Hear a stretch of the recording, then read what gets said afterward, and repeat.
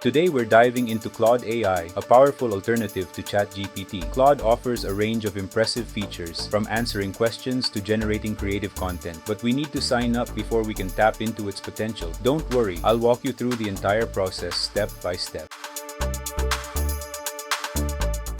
Head over to the Claude AI website. You'll be prompted to sign up. Here, you have two options. 1. Use your Google account for a quick and easy sign up. This way, you won't need to remember another pair of email and password. 2. Sign up with your email and create a new password. Choose whichever method you prefer. For this tutorial, I'll demonstrate using a Google account. Claude requires mobile phone verification for security purposes. Enter your phone number and wait for the verification code. Once you receive it, input the code to complete your registration.